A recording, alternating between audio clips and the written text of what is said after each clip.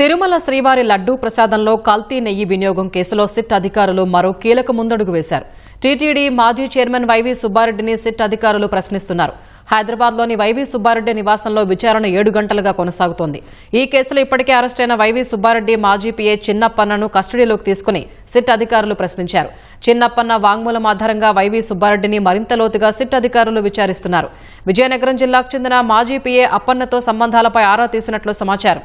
తిరుమల వ్యవహారాలు, నెయ్యి సరఫరాదారులు, డైరీల ప్రతినిధుల వివరాలపై ప్రశ్నించినట్లు సమాచారం.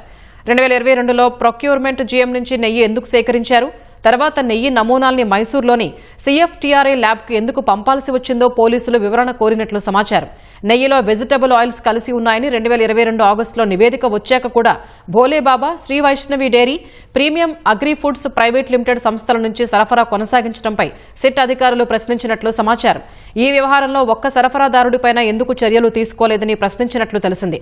కస్టడీలో చిన్నప్పన్న చెప్పిన వివరాలపై సుబ్బారెడ్డిని ప్రశ్నించినట్లు తెలిసింది.